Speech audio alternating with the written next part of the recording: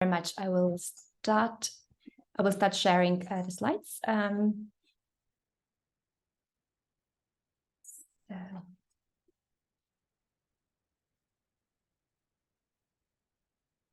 Okay, is that the right way around? So you see, yeah, great. Okay, so yes. Thank you very much for the invitation again, and I'm very pleased to be able to present our work here. This is a work that that is not just attributed to me, but also my brilliant postdoc Nicole Nisbet, and I have also a PhD student working with me, Susan Ansemel. So yeah, so to start with, I mean, you probably all know of different social movements and their impact on social change throughout history. So if we go back to social movements such as the abolitionist movement, which were quite important for abolitioning slave trade and slavery, the suffragettes, like the women's rights movement, who were quite crucial for giving women's rights, and then, for instance, the civil rights movement. And today we've observed new movements around the climate crisis that are quite important as well. And our work is kind of focusing, among others, to kind of try to understand what exact influence they have. So the climate movements that we see today emerging are, for instance, Extinction Rebellion or Fridays for Future, which of course has kind of its cradle here in your country, so in Sweden, but also the indigenous movements which were there already for a long time, even before the new kind of climate movements appeared, and which were also quite important. So there is, of course, a lot of research that was done on kind of trying to understand what actually makes social movements successful in kind of, triggering and advancing social change. And various factors have been identified, so such as credibility. So movements, it's quite important for movements that what they're promoting, what they're kind of trying to mobilize around and advancing, that also is kind of reflected in how they behave and like in their values and their social identity, to have kind of to give them credibility. The other important factor is resonance. So what they're promoting needs to somehow resonate with the people, with the society that they're trying to convince to change. Otherwise, it will not take hold. So in a way, the new kind of behaviors, the new norms, the new ideas that they're suggesting need to have some kind of connection to what already is, kind of accepted and valued in a society to be able to succeed. It's also quite important for social movements to have a range of different joined up activities. So it's not enough just to like focus on one strategy. It's usually kind of a range of strategies and how they're joining up that makes them successful. So marches, boycotts of certain products, for instance, or outreach activities. So where they specifically try to kind of communicate their ideas. Litigation, so like, kind of trying to, for instance, sue, actors that they are fighting. Petitions, community work is quite important to really kind of build these links to the people that they're trying to get on board with what they're suggesting that should be changed. Civil disobedience can be a very kind of powerful tool, though there is some caution to be used here, because they need to be used in a very strategic way and kind of so that they don't backlash, but they can be quite a powerful tool as well. And then perseverance, commitment, so that, it's not enough for the movement just to exist for a couple of months. For them to be successful, they need to be able to mobilize energy and commitment to their cause over years, and to maintain this pressure and maintain kind of their message and kind of trying to kind of get that across. And then it's quite important for movements as well to have allies, right? To kind of build coalitions outside the movement. If what they're suggesting is just staying within the movement, it will not change society. They need kind of to find allies to get it across, to get it to people outside the movement as well. I found this kind of image that was published in a work by Nadini in 2021 quite revealing, because it kind of shows that that for this kind of to happen, quite often movements start very small. So like it can be just one person, like Greta Thunberg, for instance, and then it kind of can grow when you when like different groups appear in different parts of a society, that they kind of join up and have their forces create kind of a social network of those different groups that all have like a common goal and common values and identities that they share, and that kind of then infects people around the movement that are not necessarily part of the movement but can be their allies, and that kind of then really kind of facilitates this change of a society. And quite important is how movements quite often operate is actually for shifting societal norms. So like the things that define what we in a society find acceptable as a behavior or as ideas or as policies, and what we find as not acceptable. So the movements, if they can shift those norms, that's how basically then social change can happen. And indeed, and more recently, kind of, there's a lot of research coming out that kind of is trying to understand how can we use the potential of positive social tipping to actually, respond to the climate crisis. And norms and values have been identified as one important kind of subsystem of social systems of a societies that needs to change, kind of to trigger kind of, the overall kind of change. So this is like, for instance, a paper from Ilona Otto and her colleagues published in PNAS in 2020, where she looks at different kind of subsystems in societies that where tipping points or tipping dynamics can occur, and that can kind of drive the overall kind of change towards a decarbonized state. And she identified as well, or they identified as well, norms, for instance, as one key kind of ingredient that needs to change to basically change societies. And she's kind of linking it very strongly kind of to the moral understanding of like norms. So in her case, it's in her understanding, it's kind of the recognition of the moral implication of fossil fuels that basically needs kind of to change, and that will basically make an anti-fossil fuels or that will make fossil fuels not acceptable. So it kind of basically creates anti-fossil fuel norms, where we then kind of, which opens up the space to move to different technologies and to basically phase out the fossil fuels from society. Other works have appeared since then as well that look specifically at norms and their influence in kind of finding responses to the climate crisis, and like how those kind of dynamics of normative change can kind of play out in society. So that's, for instance, a graphic from International Institute for Applied System Analysis. They kind of looked into specifically the anti-fossil fuel norms, for instance, so how they can emerge through advocacy, so like through social movements, for instance, how it is important that they proliferate in society through media coverage, for instance.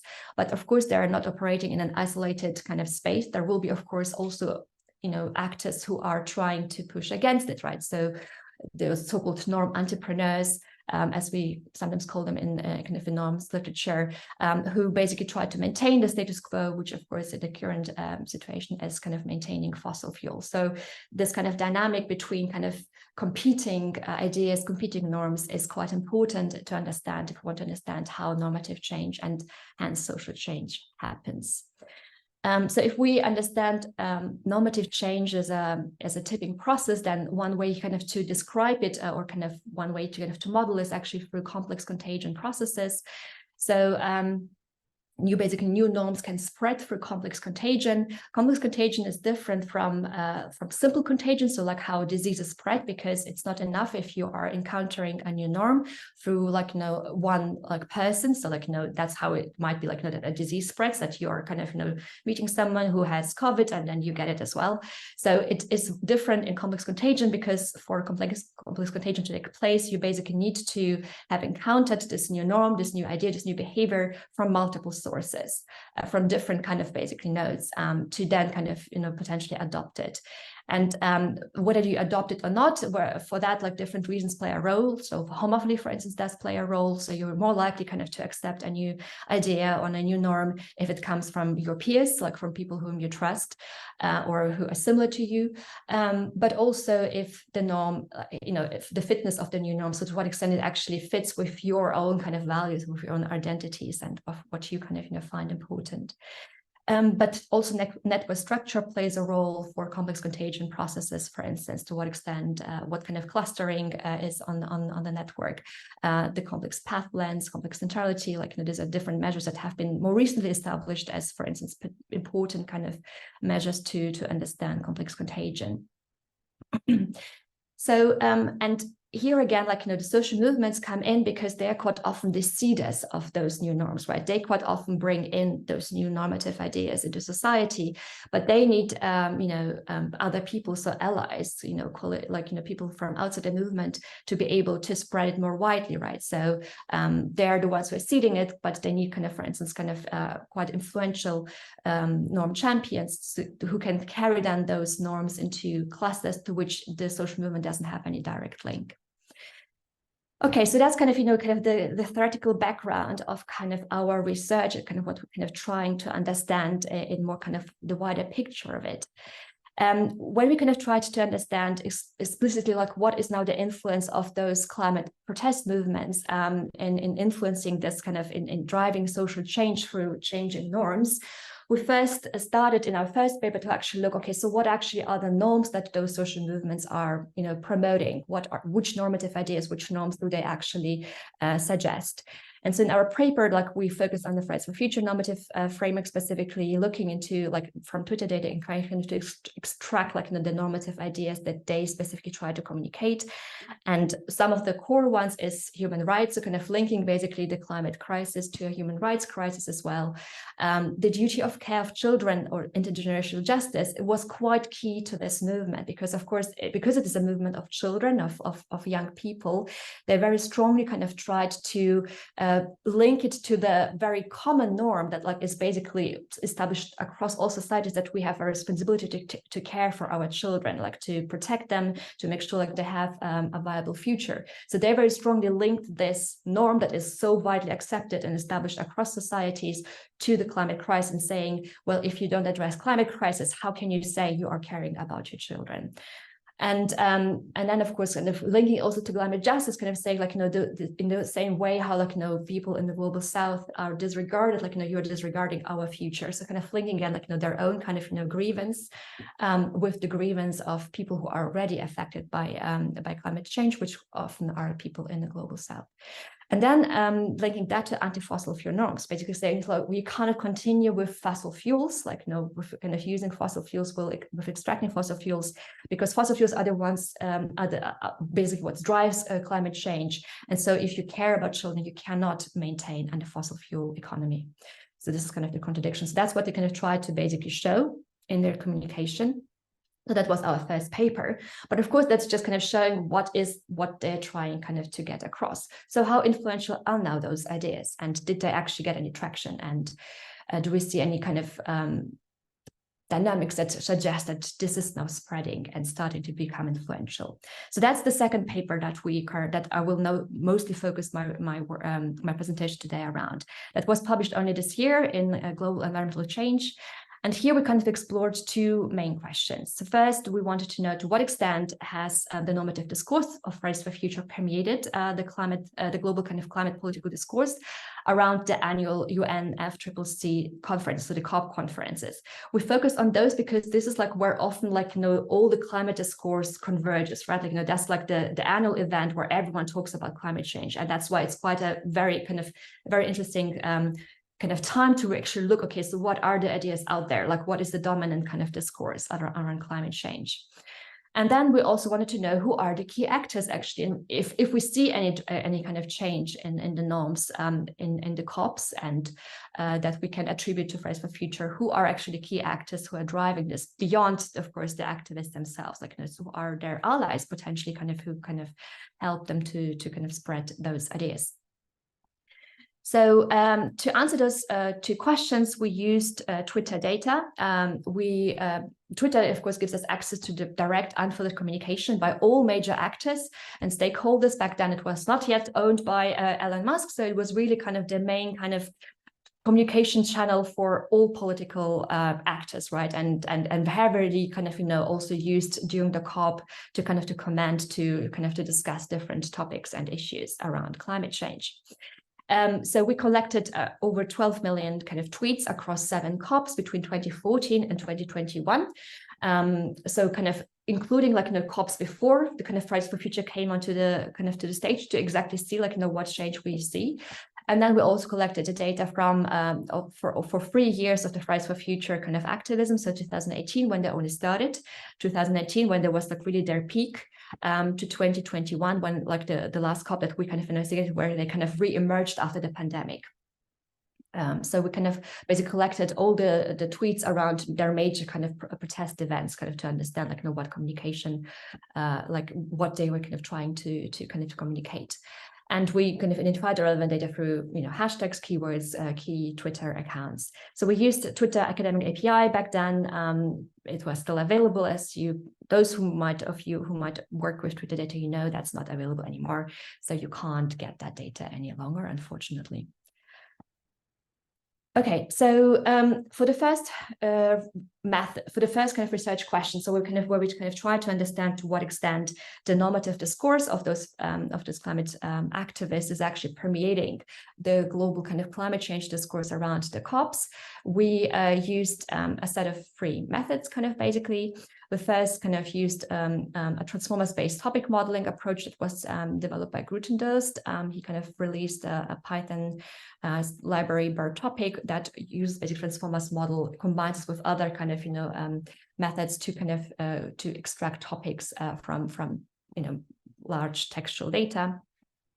Then we also kind of to basically then kind of try to identify how similar actually the topics or the discourses between the COPs and the data set that we have for the Fridays for Future. We used semantic similarity measure, specifically the Jensen-Shannon distance metric, but we also did a robustness check of that with a different distance measure, or like a similarity measure, to make sure we don't it's not just biased or just not based on a single measure. And for that we used then the cosine distance value based on kind of the term frequency, inverse document frequency metrics. And then we also, what we did as well, kind of to go a bit more deeper, we looked into the last year's COP and the last year kind of Fridays for Future activism, and tried to build basically based on bigrams, a modularity kind of clustered semantic network to try then to see what are the key themes, how are they actually, how are they framed, and kind of to compare it more kind of qualitatively, the COP kind of discourse around the normative topics, and then the Fridays for Future discourse, to basically kind of try to go a bit more deeper. What exactly are the similarities? What are the differences in the normative discourse? So that resulted basically as in, first of all, in those topics for each of the COPs that we kind of looked, so between 2014, COP20, to 2021, COP26. We kind of then tried to visualize those topics through for circle packing. It's a specific kind of way kind of to try to represent this, so it kind of shows first how those different topics are kind of clustered together, but also which are the dominants, so the size is actually representing how many tweets there are in a specific kind of topic. And the red ones are the ones that are normative.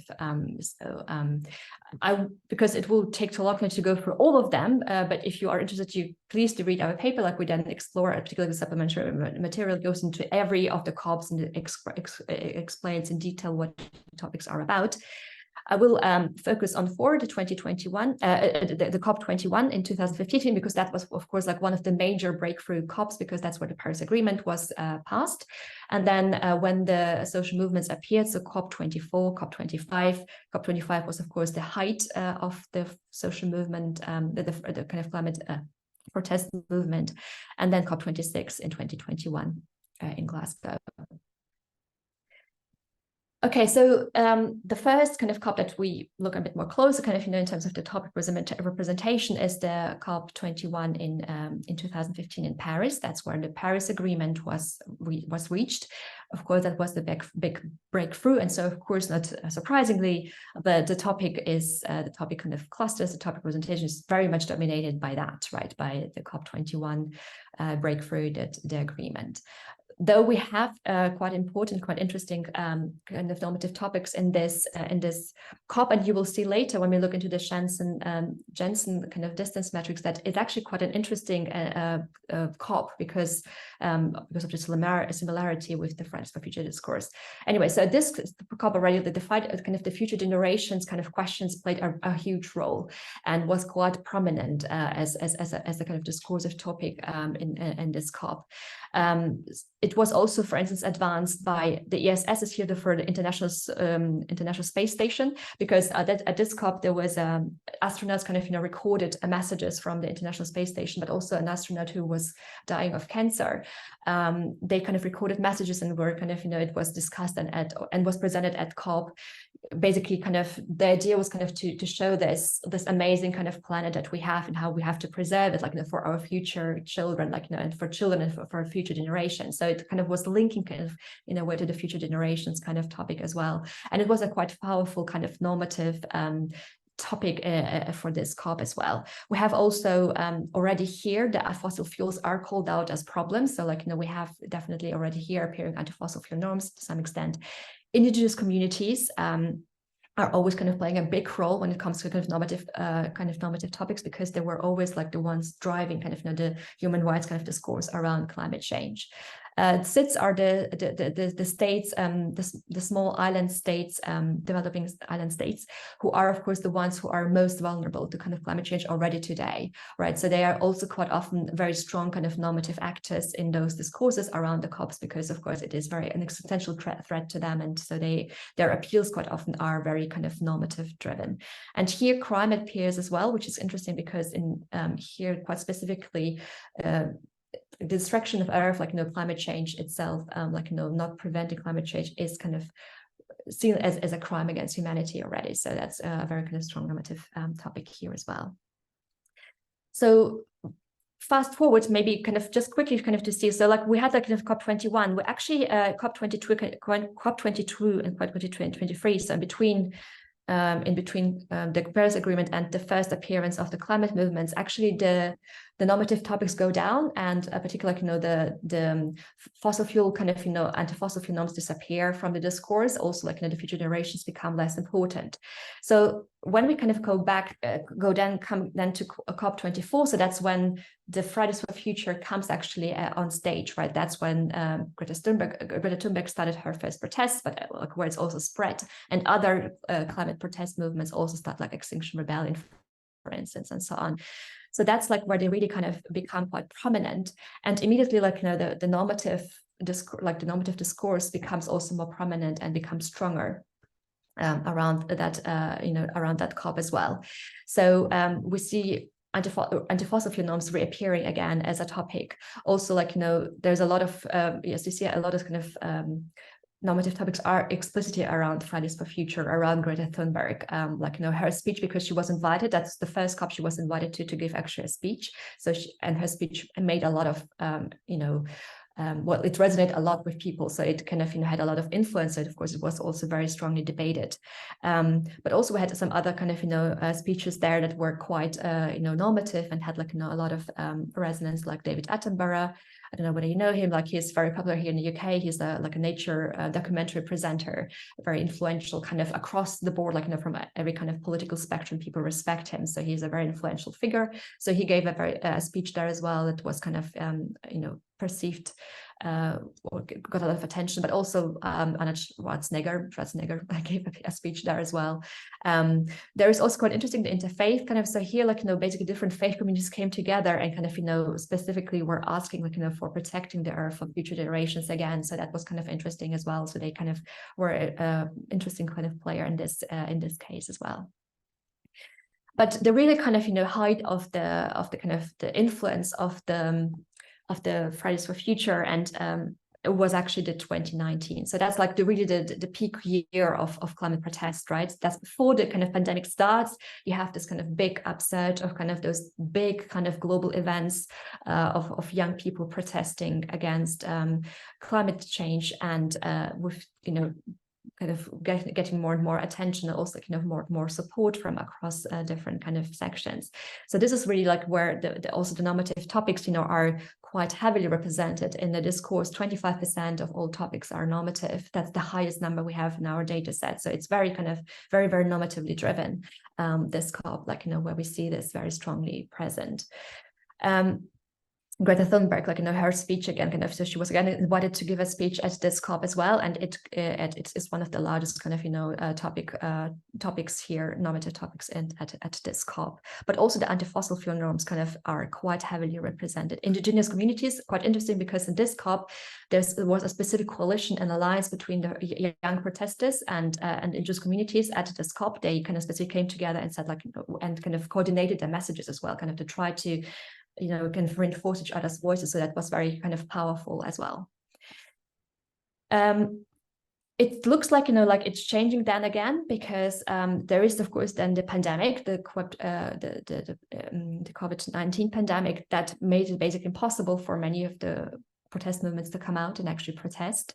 So in a way, the momentum was broken that, you know, that those climate protest movements had in 2019, was broken by the pandemic. The COP26 was itself actually postponed, so it didn't take place in 2020, but only a year later in 2021. So we have nothing for 2020 at all.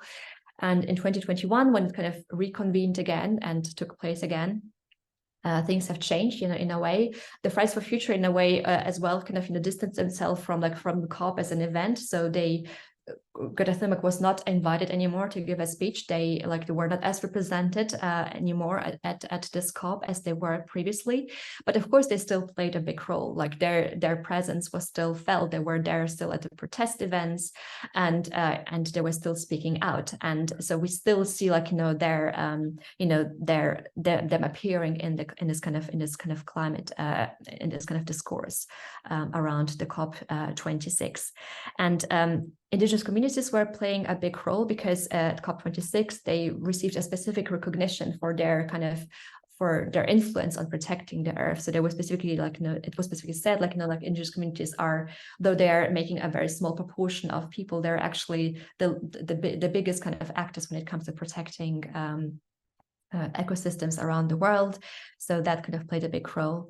But also there were many kind of Indigenous communities members, like, you know, young members who were presenting at COP 26, and they linked themselves specifically to the Fridays for Future movement as well. And still the anti-fossil fuel norms as well, like, you know, plays a big role. And that's of course because COP26 was the first COP when actually fossil fuel norms were the first time mentioned in the cover decision. Before that, like all the COPs before that, never ever fossil fuels are mentioned in any of the cover decisions. Basically, like, you know, this as a driver of climate change was always ignored. We would talk about decarbonization, about renewable energies, blah, blah, blah, but never about that, you know, that fossil fuels are indeed drivers and need to be phased out. So the COP26 was a big breakthrough in that regards, because the first time it was actually mentioned. So even though, like, you know, it was disappointing because it was still very little, they only spoke about phasing down unabated coal and kind of removing inefficient fossil fuel subsidies. It still is a breakthrough because it's the first time that at all anything is mentioned around fossil fuels, and that's why it's still a breakthrough in that regards. Okay, so that's kind of, you know, looking just at the kind of the topic representations. We then, as I said, also kind of try to understand more kind of quantitatively, okay, so what is actually the similarity between those discourses? Can we actually see a similarity, and does it change over time? And that's actually quite interesting, because what we see is indeed that over time, like, you know, the discourses become more similar. So the kind of the normative discourse that we see around those COPs over time, and the Fridays for Future kind of, you know, normative discourse. So for instance, if you see here kind of COP24 and Fridays for Future 2018, so that's a similarity of 0.48. So before it was 0.52, 0.54. Yes, you see here that interesting kind of point is here with COP21, because that's when the Paris Agreement was met, and that's also where we see in the previous kind of COPs the highest similarity between the kind of the COP discourse and the Fridays for Future discourse, which is quite interesting, right? Because it kind of shows that something was different around COP21, and it seems to be that it was more that the discourse was also more similar to the actual protest movement's discourse. But we see also over time that, you know, it's changing, right? So we see, like, you know, that over time from COP24 to COP26, it becomes more similar. Here with COP26, that even though, like, you know, those Fridays for Future people were not any longer kind of, you know, present, like, you know, as the presence was not as strong as, for instance, at COP25, there is a lasting effect of, in a way, like, you know, of their normative discourse, because we see, like, you know, this similarity is still, like, you know, continuing, actually becoming stronger, even though, like, you know, they were not there. And that's partly because although they were not there, for instance, Greta Thunberg was not there, like, you know, there were, of course, a few other kind of young climate activists were there, but a lot of their normative arguments were actually taken up and reproduced by other actors. For instance, David Attenborough, like, you know, who, as I said, like, you know, is a very kind of influential figure. He, in his talk at COP26, he very strongly kind of recapitulated the kind of those arguments that the Fridays for Future movement is very strongly kind of advocating. So, like, you know, this kind of link of if you have a responsibility to protect our children, like, that means we have to address climate change. That means we have to phase out fossil fuels. So very strong, like, the discourse that actually was driven by Fridays for Future, that was then repeated by very strong actors. So that's why, like, we still see the continuation influence of this discourse. As I said, we did check that as well with a different distance measure to make sure, like, that's not just due to one measure, and we see the same kind of picture again. We also, as I said, kind of then tried to look a bit more kind of to zoom in into the actual discourse to see, okay, so what are exactly the frames that are similar? What are the differences, right? Like, because of course it's still not like one-to-one, right? There's still distance between those discourses. So when we kind of, for instance, compare the COP26 normative discourses and the Fridays for Future 2021, like around the kind of climate protest discourses, we see similarity around this kind of duty of care for children norm and the anti-fossil fuel norms as well, so the intergenerational norms, the climate justice norms. But where we, for instance, see very strong difference is that in the Fridays for Future 2021 discourse, we see a lot of system critique that we don't see so much in COP26 discussions. So, like, specifically kind of calling out, capitalism, or like, like the kind of the way things are produced, like, we don't see that at all in the COP26 discourse so much present in the normative discourse. So there is, of course, also differences. So some of the norms, some of the normative ideas, and that that the movement is kind of advancing, does permeate into the overall discourse around kind of climate change around the COPs, but not everything. Of course, so certain things are picking up, and as of course, like, that's probably to do with the things what is more likely to resonate with people. Like, as I said before, like, norms are more likely to be successful if they resonate. And one of the reasons why, like, why certain things have resonated from the Fridays for Future discourse is because we have this very strong norm around societies to care for children, and if that, of course, is more likely to resonate as well. Okay, so that's kind of the first kind of part of our analysis, was kind of to try to look into, okay, so what are, like, how, like what kind of normative frameworks do permeate the discourse? How did it change over time? Like, what is the similarity between those discourses, between the climate protest movement and the COPs? Our second research question was around the actors. So, like, who is actually driving the normative change? Who, beyond just kind of of course, the activists themselves. So again, we used the same kind of data, the Twitter data that we kind of collected with the Twitter Community API, but we now looked into kind of the actors specifically. So we kind of constructed a network for each of the COPs based on a bipartite network, where we used what the nodes could be either the normative topics that we identified in the previous round of analysis, or the users who are engaging with those kind of topics, right? So so the edges are basically the user kind of the topic edges.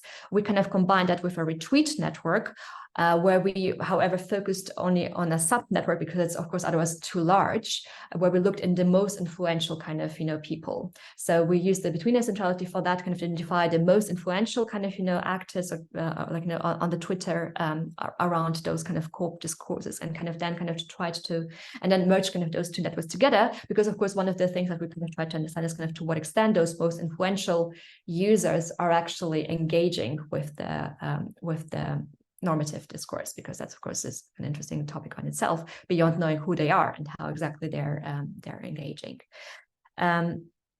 So based on that, we kind of basically constructed, like, for each of the COPs, a network. So the orange kind of bits are the most influential users.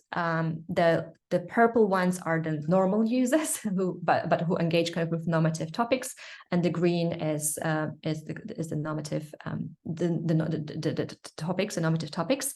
The edges, the colors of the edges are based on the retweets, based on the direction of the edge. So, for instance, if a user is kind of tweeting on a normative topic, so there's an edge between a user and the normative topic, then the edge would be green. If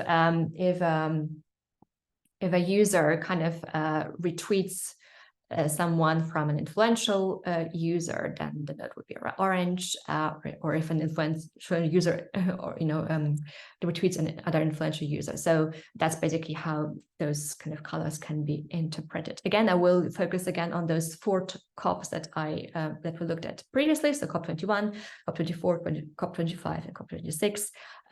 Feel free to, of course, like, look at our paper if you are interested in all of them. So COP21, so that's again, that's the COP where the Paris Agreement was kind of agreed. We have highest page rank, so like the most kind of the users that that were the most influential, but also engaged with the normative discourses were actually the official kind of the official accounts. So UNFCCC, COP21, official kind of accounts, UN. So kind of the people you would expect would be quite influential. From those users who engage with normative topics, 1.44% were from those 99 most influential users, right? So, so the majority of those who are interacting with kind of those normative topics are actually normal users, right? And only a small part of them are actually the extreme influential users. And from them, the majority was interacting with the topics, with their normative topic future generations, so 28%. Fridays, the fossil fuel problem, so so basically anti-fossil fuel norms, 25%, indigenous communities, 23%. And if we look into who they are, who are the influencer that were interacting with normative topics, we see that it's other kind of it's kind of different kind of activist groups themselves, like for instance from indigenous environmental network, so indigenous kind of communities, but also journalists. And then some kind of a citizen coalition from France, because it was of course like hosted in COP20. The COP21 was of course hosted in Paris. So if we go now to the COP where the Fridays for Future comes in, that's when they started with their protests. So COP24 in 2018 in Katowice in Poland. We still have the most kind of influential ones are still the official accounts. So we have COP24, UNFCCC, Espinosa, who is like the UNFCCC kind of president. They are making up again only a very small part of like all those users who are interacting with normative topics. But they're mostly interacting with the fossil fuels as a problem being called out, but also with Thunberg, with Greta Thunberg. So her speech was kind of attracting a lot of interaction from influential users, while only 7% interacted with Attenborough, even though his speech was actually quite a large topic. From the influencers who are interacting with normative topics, we still have of course some actual kind of activists. So Greta Thunberg actually, Greta Thunberg actually now kind of becomes already, although she only kind of comes to the play right now, she is already now an influential user. So straight away from the first kind of time she's actually interacting, she becomes one of the influential users. So one of those who is part of 99 percentile of the most influential ones.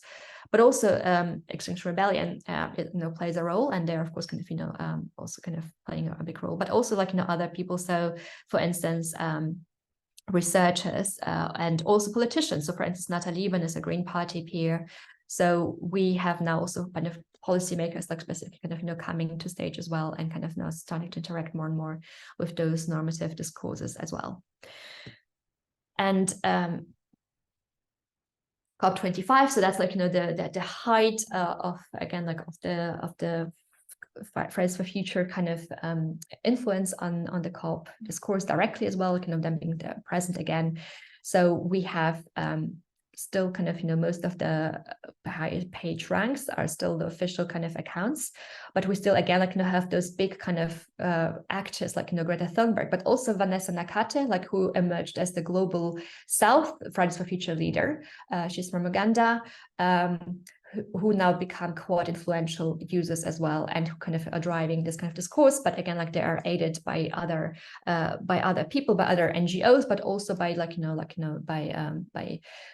by researchers and so on. And from again those who are the most influential only make up only a very small minority who are interacting with kind of those normative discourses. But from those they are interacting very strongly again with the anti-fossil fuel norms, future generations as a kind of as a main kind of normative idea, but also the UN General Secretary's speech, who was referencing youth activists. Already at this stage, we see it's kind of their normative ideas, what they are kind of trying to advance is already kind of being taken up by other actors and kind of reproduced and multiplied. And that, of course, kind of creates new kind of resonance as well. And then finally, COP26, which is interesting here, is that actually, though Greta Thunberg was not there, she was not present, she didn't give a talk, she's now appearing amongst the most influential ones, including highest page rank kind of, users. So their influence is nevertheless lasting. So now they don't have to be even present at the COP to have still like such a big influence on the discourse around it, and kind of to influencing what is discussed and how we kind of talk about climate change. The same for, Vanessa Nakata was actually there. She was actually present, but Greta Thunberg wasn't. So that's kind of an interesting kind of series. You see kind of it's becoming like they're basically now even more influential than the official accounts. So what they are talking about is more influential in a way, how we talk about climate change, than like what the official accounts are saying. This is quite an interesting kind of, turn here. And otherwise we again, like, see again, like just a small minority, like, from the influential users kind of who are actually interacting with the normative topics again. And we have again, like a different kind of people here again, like, NGOs, and different networks that are kind of driving this kind of discourse. Kind of to summarize, kind of the kind of those two base kind of, the results that we have from those two questions. So the first question was like, to what extent has the normative discourse of Fridays for Future permeated the global climate politics discourse around the annual UN FCCC conferences? So we see kind of clear evidence of norm permeation. We also see that like there's strong resonance of climate justice normative frameworks, particularly around the duty of care for the most vulnerable, including the children, and with the peak at COP25. But it's also kind of the diffusion continues in COP26, as we clearly see, partially kind of taken up by other actors, partially because like those actors are now so influential that, that even though they're not present, what they're talking is still very important. We also see that, that there was a strengthening of anti-fossil fuel norms. So if you kind of go back, like, anti-fossil fuels norms did appear at COP21 when like the Paris Agreement was kind of, passed, but it disappeared in between. And it came back again with the activists, because they linked the kind of those care norms, like, the duty of care norms, like, like with specifically like, calling out fossil fuels, and that's how they made to come back in a way. The movement kind of made, of course, different kind of tactics of kind of actually trying to diffuse their norms, but most importantly, like, they were actually able to recruit allies to have, like, to basically convince people outside the movement to starting kind of multiply and to reproduce their arguments.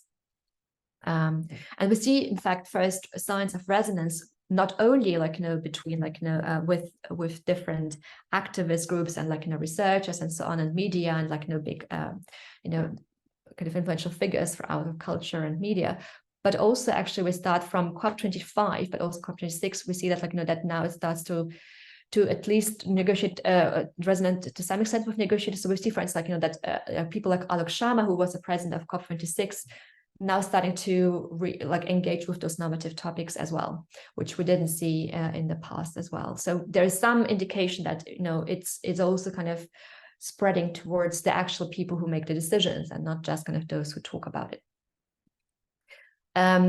Then for the kind of the social network analysis, so who are the key actors driving the normative discursive shift around the annual UN FCCC conferences? Of course, the activist campaigners, NGOs themselves, but as I said, they were very important, very kind of successful in actually recruiting norm champions outside the social movement and their advocacy circles. So figures like David Attenborough, who, for instance, COP26 was explicitly kind of retelling the same normative kind of arguments that the climate movement was kind of advancing. But also in more recent kind of COPs, we see that even policymakers, even conservative policymakers, starting to make references to those normative discourses. And yeah, when the influence is usually more strongest and more concentrated, it's like when those different multiple actors kind of join forces and kind of reinforce each other's messages. So like, when we kind of see, for instance, youth activists, global south activists, CITES representation, so people from those small island states, indigenous communities, but also media and culture, like David Attenborough, when they kind of all come together and basically more or less say the same message, right? Like, that's where it becomes kind of particularly powerful. there are, of course, many remaining questions, and there's still like first of all, like ideally we couldn't like specifically model the whole process of, for instance, complex contagion with the data we have. Part of the problem is, of course, because there is not like, it's not the same network like that you can model over time, right? Like each network is different because just each COP is different. It's like there are some people who stay the same, but quite often it changes, right? So we cannot model the complex contagion as such. So what we can also see is like some certain kind of hints that that something is ongoing, that something is changing. But of course, kind of tracking the whole kind of process of complex contagion is impossible with that type of data, unfortunately. We also don't know to what extent this influence on like that we see, for instance, on the discourse, on the kind of discussions around climate change, around the COPs, is actually extending to the influence on the actual negotiations and the negotiators, because negotiations are happening behind closed doors. It's not tweeted about. Negotiators don't tweet because they can't. They don't are allowed to. And so we don't really know what's going actually on there, like to what extent actually those new norms that those young activists are kind of advancing are actually having an influence on negotiators.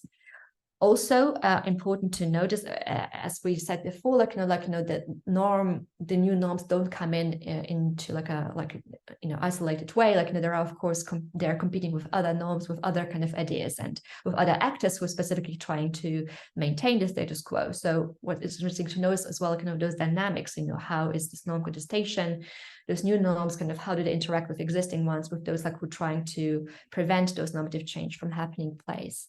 And then, of course, the normative change within people, within the population itself. So this is the thing that we're at the moment doing work in progress. So like what I'm presenting now is kind of really very much still in the works. It's not published yet. So one work that in terms of the first kind of question, so what extent actually like this normative influence extends to the negotiators and the negotiations. The thing that we started to do is kind of to look into the cover decisions, because of course each COP produces a document, a cover decision, where like things are kind of summarized that the negotiators could agree on. And so if we just look at the cover decisions, we actually can see already some change as well. So we see at the first kind of COP 2018, so the first kind of Fridays for Future appeared, we still see no kind of influence of them at appearing in the cover decision. So there's no mention of fossil fuels.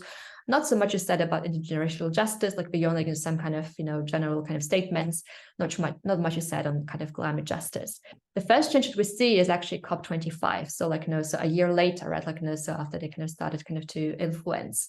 So we still have no mention of fossil fuels, but the cover decision is now very, very strongly talking about young people as drivers of change, as that we have a responsibility towards young people, towards our children. So this kind of care idea of like caring for other children, for our children, is now finding its way into the cover decision, which is quite interesting to see. Climate justice as well, like so the loss and damage that was kind of lingering around for a while. It is becoming a bit more concrete because the Santiago network is built that is meant to explore how can actually loss and damage be implemented within the Paris Agreement. So that there is some progress in here. And then the COP26, as I said, that's really the big progress here on the anti-fossil fuel note, because as I said, as bizarre as it sounds, throughout the history of COPs, there was never ever mentioning of any fossil fuels explicitly, right? Because there is a lot of course, blockage like from very powerful actors. Who didn't want, like they agree on decarbonization, yes, but not on phasing out fossil fuels. So that's the first time that we actually see in the cover decision that fossil fuels are mentioned, that they're problematized, right? That it was specifically talk about trying to get rid of them. Even like it's very kind of mild, right? Like it's still just phase down of unabated coal power and phase out of inefficient fossil fuel subsidies, right? It's still very carefully crafted, but still it's quite a breakthrough if you think about the whole history of COPs. Still kind of this very strong emphasis on intergenerational justice like that we see in the COP25 is kind of carried over to COP26 cover decision. Recognition of indigenous communities, like like a very explicit kind of this time, like in the cover decision as well. So in that regards, some progress, but not no further progress in loss and damage. And then another breakthrough that was last year on loss and damage specifically. So something that again, like communities have been fighting for decades, right? That they're like that basically there should be some kind of compensation for communities who are suffering from climate change. And then last year, there was finally a breakthrough where close-in damage was established as a mechanism that will, that there will be funding for it, that, that will be mechanisms for ensuring this compensation. We still have then there was no further progress in the fossil fuels comparing to COP26. So it's still the same kind of phrase was used here again, the phase in of unabated coal and phase out of inefficient fossil fuel subsidies. The young generations was strengthened though further because there was an explicit kind of new institution built for them, so that they have a permanent representation at the COP decision making. And now the next COP, or this year's COP, that's the big question, what will happen here? There is some expectation that maybe we'll see a further progress on fossil fuels. There's a very, very strong pressure at the moment build up from various kind of from various movements, but also from various actors outside climate movements who are very much pushing for that. Finally, we have to actually have a full phase out of all fossil fuels rather than just unabated coal. So it will be very interesting to see whether that will actually happen, because of course, as you know, it's going to take place in Dubai, which is a coal producing country. So we'll see. But it is a there's a lot of pressure on this. So there is, it will be interesting to see what will happen. So if we look at the cover decisions, we actually can see also some hints of potential influence of those movements. But we, of course, not going to stop here. So what we're having started now is kind of actually interviewing negotiators and trying to understand to what extent that do actually those protest movements have an influence on them, right? To what extent actually do those arguments come in when they talk about, when they negotiate what is to be agreed. So we're only starting with this, so I don't have much to offer, just one excerpt from one interview with a key member from the COP26 UK executive team, so one of the advisors of Sherlock Arma, so who is presented here in the picture, who was the president of COP26 in Glasgow. And so she said, they, so the climate activists, have a big impact, partly because they become the photo on the front page of the newspaper or Twitter. And it's because they are more visual than lots of people sitting in a room. And I think clever negotiators and officials use that, like Alok Sharma. He was a MP from Reading. He thought about climate change, cared about climate change, but wasn't a climate warrior or anything. And then the more you learn about it, the more it gets under your skin and you can't help yourself. Engagement with indigenous communities and young people definitely made a difference in him.